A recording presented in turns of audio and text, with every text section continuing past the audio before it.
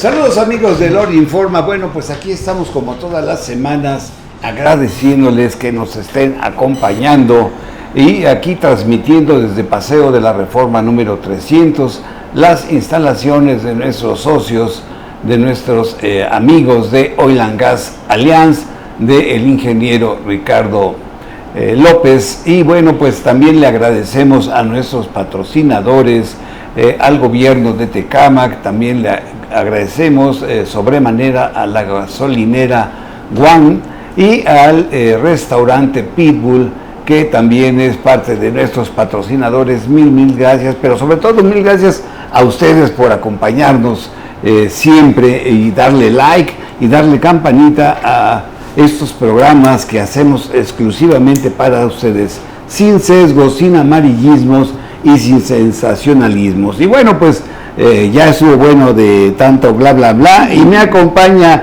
la licenciada que ustedes conocen y que muchos están enamorados de ella, la licenciada Brenda Fonseca. Un gusto saludarte a ti y a toda nuestra audiencia. En verdad que es un programa muy especial donde vamos a disipar muchas dudas en cuestión a la ley de pensiones, así es que no se vayan. Bueno, pues sin más, vamos a darle un aplauso a la licenciada Paola Granados. Bienvenida. Muchas gracias, Carlos. Pues yo le voy a pedir a la licenciada Brenda que haga favor de leer la semblanza de nuestra invitada, nuestra licenciada en Derecho. La doctora, ¿verdad? Doctora. Y van a ver nada más qué clase de doctora. Paola Granados Alatorre. Cuenta con una licenciatura en Derecho y una maestría en Gestión e Innovación Educativa por la Universidad Motolinia del Pedregal, institución que le otorgó mención honorífica. Además, cursó el doctorado en Derecho en el Centro Universitario de Estudios Jurídicos. Tiene un diplomado en Cultura Política y Participación Ciudadana por la UNAM. Es catedrática y conferencista. Recientemente está formada en Neurobiología del Comportamiento Humano y Derecho Deportivo por la Universidad Anáhuac. En el ámbito profesional ha sido subdirectora y directora de la Escuela de Derecho de la Universidad Motolinia del Pedregal, miembro del Comité de Derecho de la Federación de Instituciones Mexicanas Particulares de Educación Superior, asesora de la Asamblea Constituyente de la Ciudad de México en la primera constitución de esta ciudad, socia directora del PTG Asesores, asesora jurídica en el ámbito deportivo. Doctora Paola Granados Alatorre, es un privilegio tenerte en Lori Informa. Sí, gracias, bienvenida. Muchas gracias. Bienvenida. Bueno, pues vamos a iniciar, amigos, pues hay varios temas que se pudieran abordar con la doctora, porque ustedes escucharon ahorita las especialidades que ella tiene, pero yo creo que lo de hoy, pues es la reforma del Fondo de Pensiones. Doctora, ¿es un acto social, un acto de justicia social a los trabajadores de México? ¿O es, como dice los conservadores que están en contra de la 4T, un acto de propaganda electoral para que pues los trabajadores voten a favor de Morena? Antes de iniciar, Carlos, te quiero agradecer el espacio que me das. Saludo con mucho cariño a toda tu audiencia. Querida Brenda, gracias por la invitación y un gusto también compartir con Mateo. Mira, tu pregunta es muy pertinente y muy interesante. Yo creo que de toda la vida, no es de ahorita, siempre ha existido una deuda con los trabajadores, con la clase trabajadora. Entonces, esta es una manera y era urgente que tomáramos y retomáramos este tema de las pensiones. Sí, definitivamente. Doctora, mucha gente no desconoce, pero explíquenos, denos luz. El fondo de pensiones es para que las afores que son manejadas por los bancos, por las instituciones bancarias, la mayor parte de ellas en manos de españoles.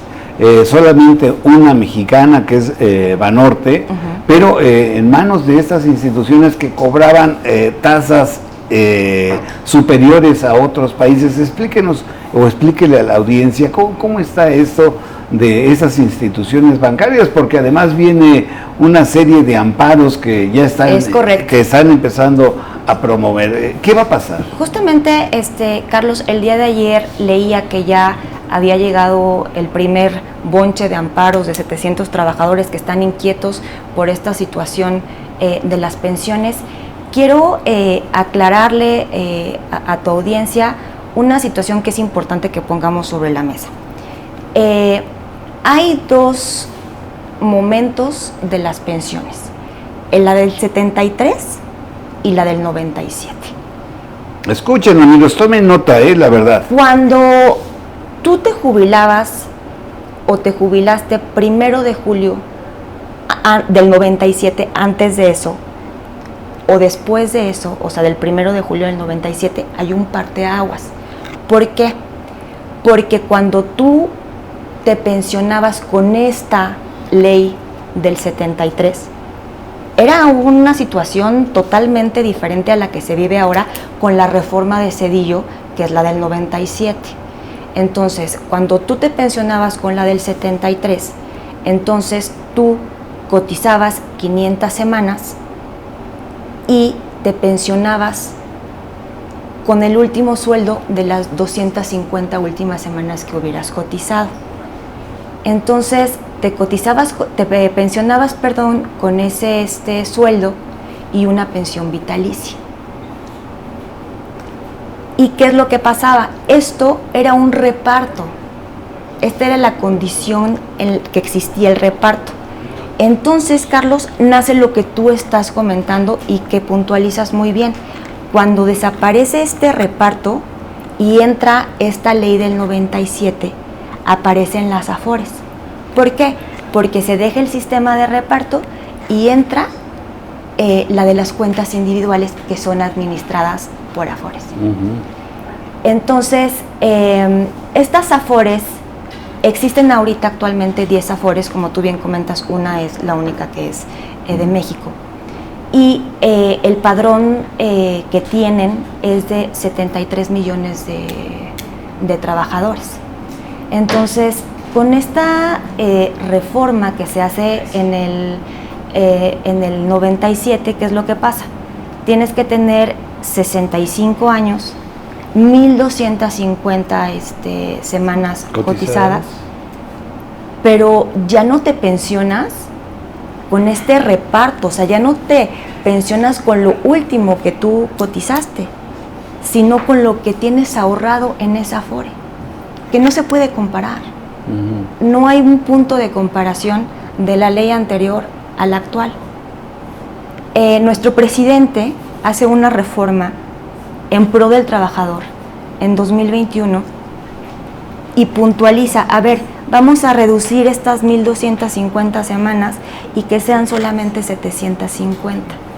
Ha habido siempre, y también como tú lo comentabas al inicio, el presidente ha tenido un manejo muy interesante y ha tratado de darle mucho movimiento a esta parte de los trabajadores, porque no solamente se trata del tema de las pensiones, también estamos hablando de un nuevo sistema de justicia laboral. Salarios mínimos. Salarios mínimos, aumento al salario mínimo, a que haya más participación por parte del patrón, a esta tripartita que es en la que se divide toda esta situación de la seguridad social, a nuevos sindicatos, a la importancia de que estos sindicatos ya se manejen con democracia y libertad sindical. Son muchas las cuestiones las que ha ido tratando de mejorar. Entonces, cuando yo estuve reflexionando esta reforma, que yo quiero explicarle lo mejor posible a tu audiencia, lo que él pretende es resarcir este daño colateral que ha sufrido la clase trabajadora con esta situación en la que quedas en un desfase impresionante. Platicábamos ayer en el despacho que tuvimos en su momento una clienta que es de las pocas que tuvo la posibilidad de tener en sus manos dos posibilidades de pensionarse, como si fuera la catafixia. A ver, aquí tienes tu pensión del 73 o la del 97. La del 73 te vas con 40,000 pesos mensuales de manera vitalicia, y la del 97 te vas con 2,700 pesos mensuales. ¿Por cuál te irías, Lorena? No, pues por la A, la más gordita, ¿verdad? Sí, entonces, sí, el presidente está buscando que ese rezago, ese faltante, se vea compensado de alguna manera. Entonces, busca una tasación, porque hay un límite, también eso es importante puntualizarlo. La idea es que nos quedemos establecidos en aproximadamente 17,000 pesos. Que aunque tú te hubieras sido pensionado con una tasa más baja, subas a la de los 17. Y los que no tengan la de los 17, que ahí versa la inconformidad de los trabajadores, es que se hace un promedio de los registros que obran en el Seguro Social, para que ese promedio, que también más o menos son 16,000 y tantos, se quede tasado.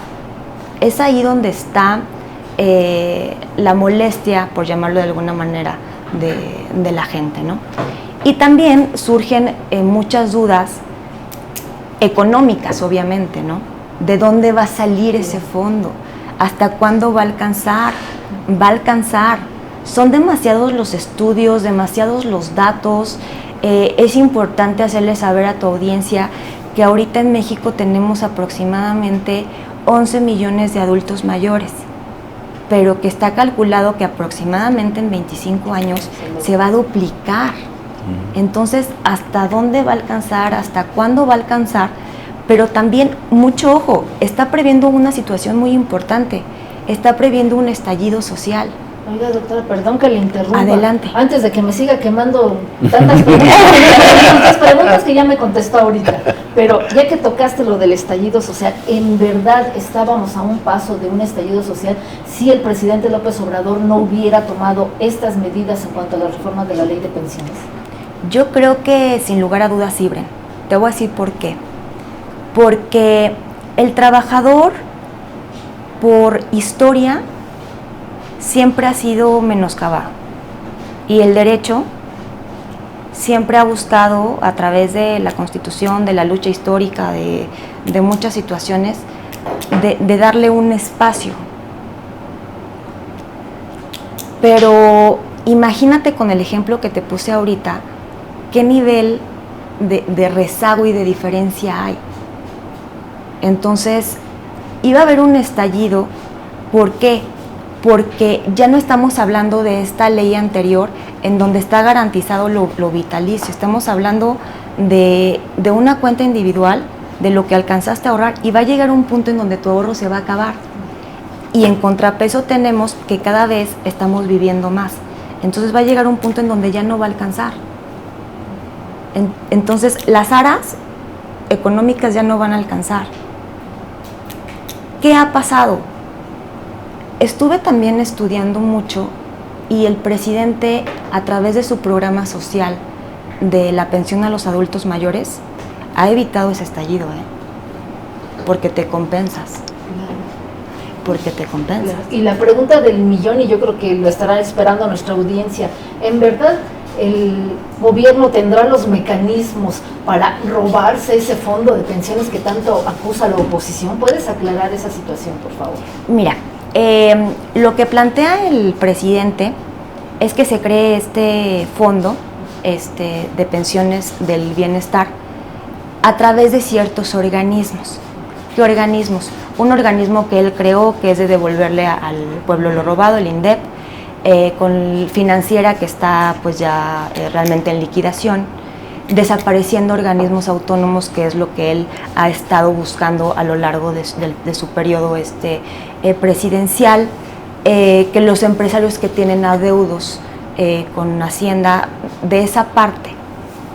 Muchos estudiosos, Bren, dicen que aunque exista este fondo, va a llegar un punto, porque ya somos demasiados, porque reitero, cada vez vamos a ver, va a haber muchísimo más la esperanza de vida, y obviamente cada vez va a estallar muchísimo más. Eso es lo que muchas veces los números no hacen sentido.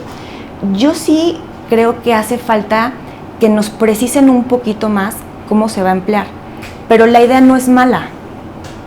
O sea, está buscando un fondo y de dónde va a sacar. Yo creo que más bien en su momento o cuando ya no alcanzara o lo que fuera, tendría que pasar lo que comentaba Carlos. A lo mejor vamos a tener que subir un poquito esta prima tripartita a la parte de los trabajadores, porque si no va a alcanzar.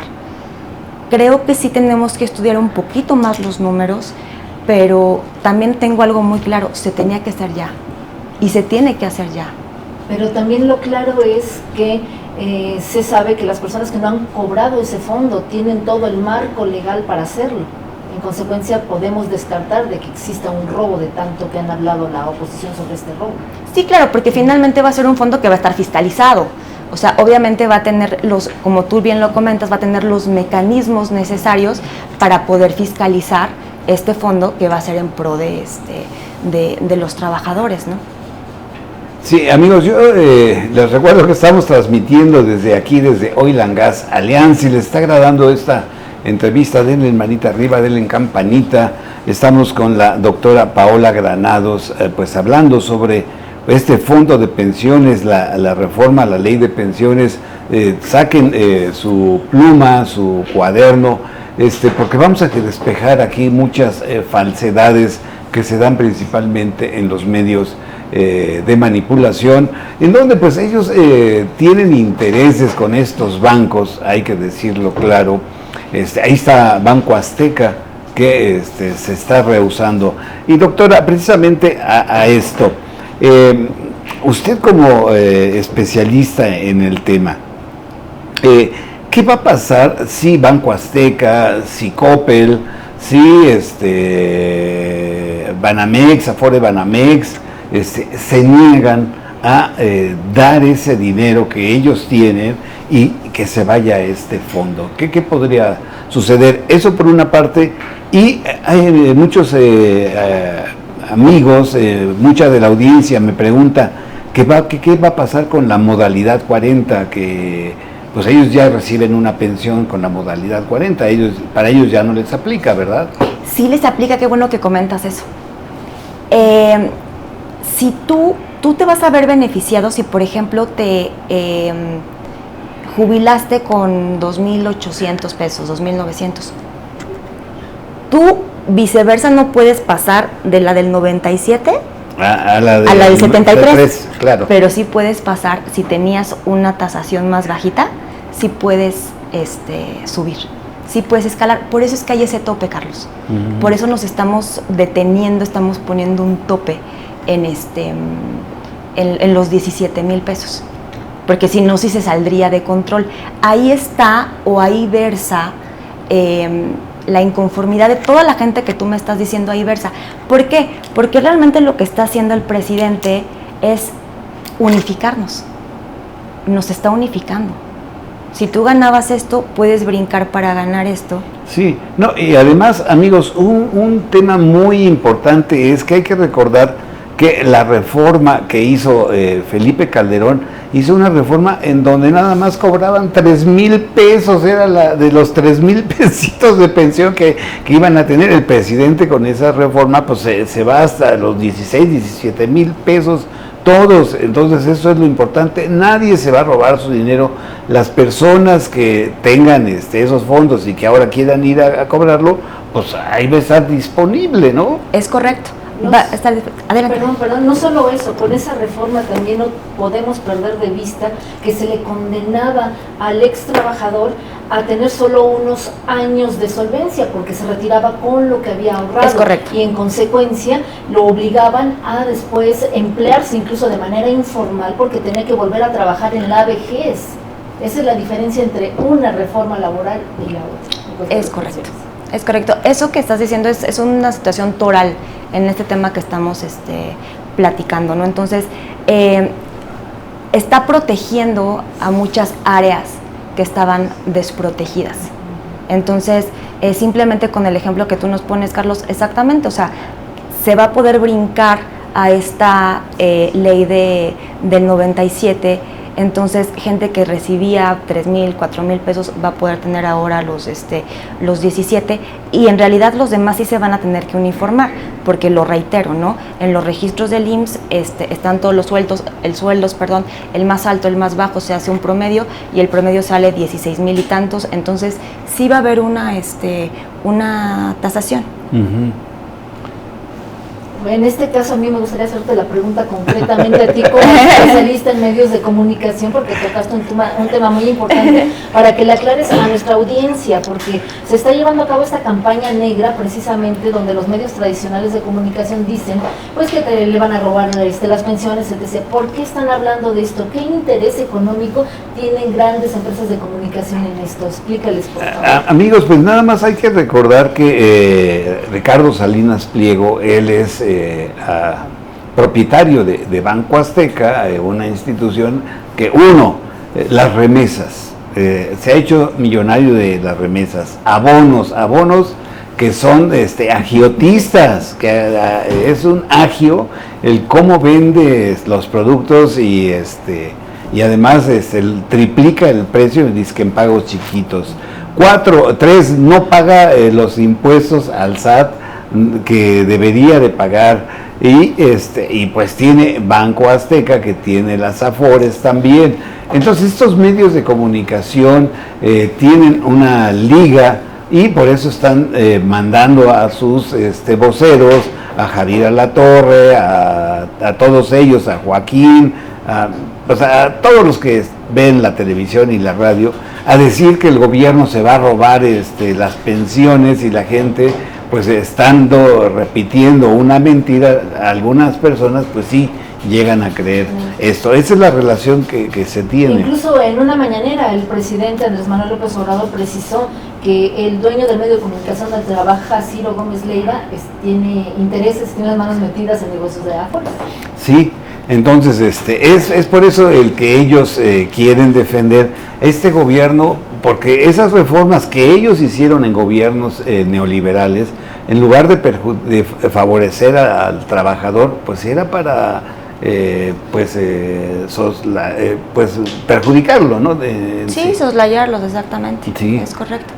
Y no estamos hablando solamente de esa reforma, ahorita que estaba reflexionando lo que comentaban, este fondo de pensiones también busca que quien tenga deudos, con eso también se nutra este fondo, ¿no? O sea, es la idea de recabar lo posible con tal de que el trabajador se pueda resarcir de todo lo que ha batallado en las luchas históricas, ¿no? Eso es lo que se persigue, y no solamente esta reforma ahorita porque es el tema que estamos tratando, pero también estamos hablando de esta reducción de horas para trabajar de 48 a 40, de aumentar el aguinaldo. Son muchas reformas que se han ido presentando y buscando a manera de resarcir al trabajador. Sí, de todas en beneficio del trabajador, pues ¿qué más? El disminuir las horas,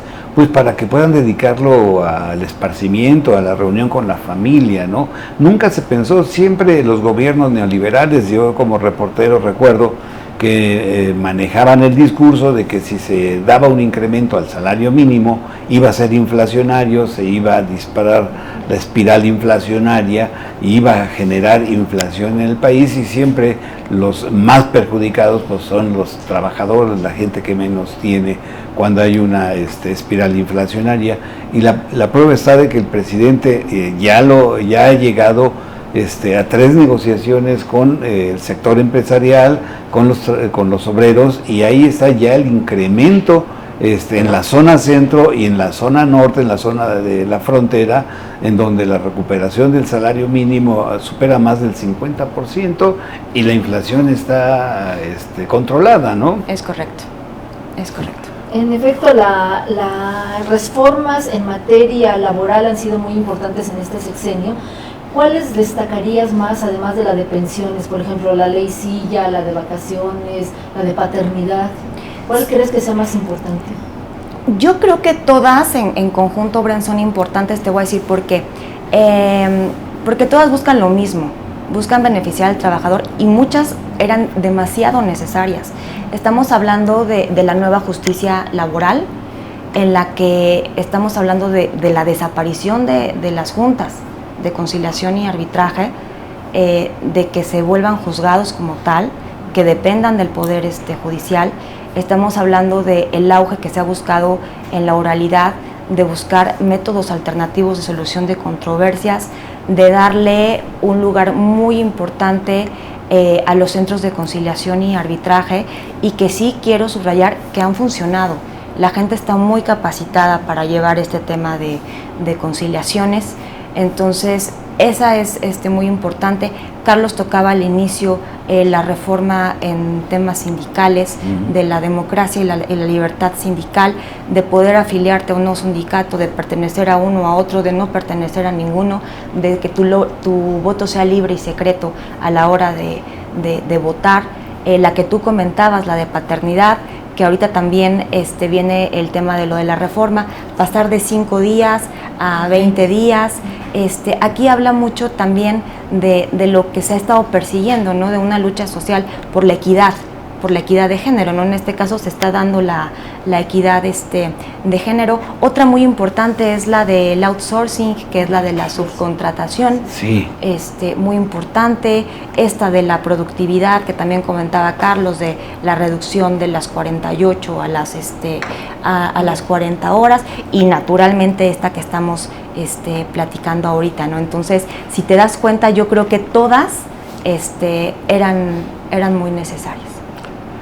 Doctora, hoy aparece en el diario Reforma, luego del debate, y una nueva encuesta en donde la doctora Claudia Sheinbaum Pardo pues sigue como puntera en la preferencia de ser la próxima presidenta de México. ¿Cuál es los puntos medulares que ella tendrá que atacar en este tema de pensiones? El presidente ya dijo que hay recursos aproximadamente para 2 años. ¿Es correcto? Para poder fondear al fondo. Y creo que en el transcurso del tiempo pues va a haber el Instituto para devolverle al pueblo lo robado, va a tener más incrementos de la gente que no pague, irán canalizando esos fondos. Pero ella, la doctora, es también una gran humanista, defensora también de los trabajadores, de los estudiantes. ¿Cuál ve el panorama que podrá enfrentar en tema laboral la doctora Claudia Sheinbaum Pardo, si el voto la lleva, que muy seguramente así suceda, el próximo 2 de junio a la presidencia de la República? Pues naturalmente Carlos le va a tener que dar continuidad a los temas que estamos platicando ahorita, ¿no? Y obviamente al que nos estamos refiriendo primordialmente, que es el de las pensiones, se va a tener que hacer, sí creo que, estudios mucho más especializados, por esto mismo que tú comentas, ¿no? Se tiene para 2 años, pero ¿qué voy a hacer para que sean 4, para que sean 6, o sea, hay que prolongarlo y hay que asegurarle a los trabajadores que ese fondo, que era otra pregunta que hacía Bren, esté perfectamente fiscalizado para que la gente tenga esa certeza jurídica, porque muchos dicen es que no hay certeza jurídica, no hay seguridad jurídica. Entonces vamos a poner objetivamente sobre la mesa que es el caso, no malinformar a las personas y decirles las cosas están así, están claras, pero también no podemos dejar de pasar de lado situaciones que también ahorita Bren comentó. El comercio informal, la informalidad, hay que traerla a la mesa, hay que hacer estudios respecto a cómo va a ser esto, cómo vamos a seguir fondeando y cómo vamos a buscar que todos los ámbitos, porque también aquí hay una situación que por eso es lo que tú comentabas, ¿no? Saltan los empresarios, saltan los conservadores, salta todo el mundo, pero hay que cubrir todos los ámbitos. Obviamente le hace ruido a quien se pudo haber pensionado con 50,000 pesos, que se va a bajar a 17, entonces hay que ver estos medios. Ahora sí que vamos a retomar esta idea de los medios alternativos de solución de controversias. Ella que se siente con su grupo de expertos para ver de qué manera podemos cubrir todo esto, como lo decía a un inicio, estuve haciendo revisiones y el presidente atinadamente a través de sus programas de pensiones ha resarcido mucho, por eso no ha habido un estallido. Entonces ella tendrá que continuar con las pensiones. Considero que las pensiones ya se han vuelto una parte del estilo de vida de las personas. Le dan movimiento a la sociedad, sí, le dan mucho movimiento y le dan mucho sentido a las personas.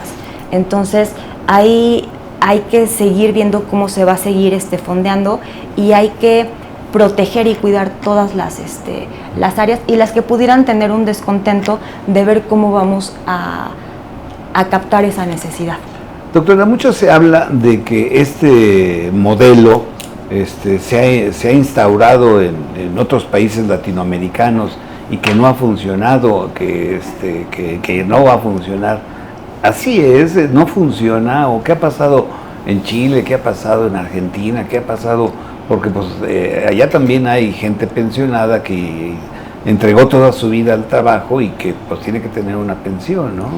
Como bien comentas, Carlos, yo creo que cuando hay un descontento es por la situación que acabo de comentar, ¿no? Es realmente esta disparidad que hay. O sea, si bien es cierto es que beneficia a los que ya habíamos platicado, que ganan 2,000 y tantos y pueden brincar a los 17, como los que ganaban 50, 100 y bajan a los 17, ¿no? Entonces ahí versa realmente la situación que tenemos, porque somos una sociedad que tenemos que estudiar y participar para que sea lo mejor para todo el grupo. Sí, es que amigos, a ver, miren, con la modalidad 40 muchos aprovecharon en cotizar y aportar, y pues llegaron a tener ahorita pensiones de 50,000, de 70,000 pesos, y ya a los 60 años, 65, porque 65 porque se jubilaban al 80%, y se querían jubilar al 100, pues tendrían que dejar otros 5 años.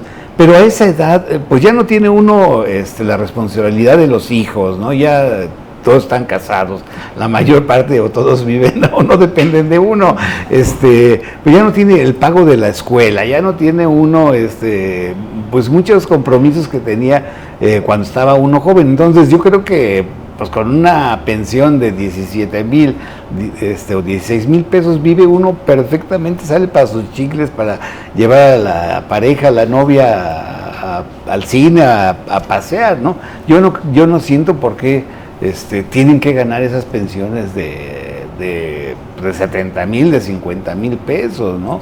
Y si se hace esta conversión, pues es para que le toque a mucho más, que sea más equitativo, porque al final de cuentas, dice el presidente, y se lo dice a Ricardo Salinas Pliego, a ver, ¿dónde va a echar su yate cuando se muera, ¿no? O ¿dónde va a echar el Ferrari? Nadie se va a llevar nada de aquí. Y además de esa pensión digna, se suma el recurso que les dan a través del programa de adultos mayores. Sí, entonces yo siento que es justicia social, ¿no? Se trata, si lo vemos bajo la óptica de la justicia social, eso es lo que está haciendo el presidente. Bajo esa óptica, en donde obviamente pues siempre va a haber gente que está en acuerdo, que está en desacuerdo. Pero ahorita que me preguntabas también del tema comparado, ¿no? De cómo lo viven otros países, por ejemplo, en temas, también lo estuve revisando, por ejemplo, cuando también se brinca, ¿no? Por el tema de la reducción de horas de trabajo, tenemos que hablar también de conceptos mucho más a fondo, ¿no? Como de la productividad.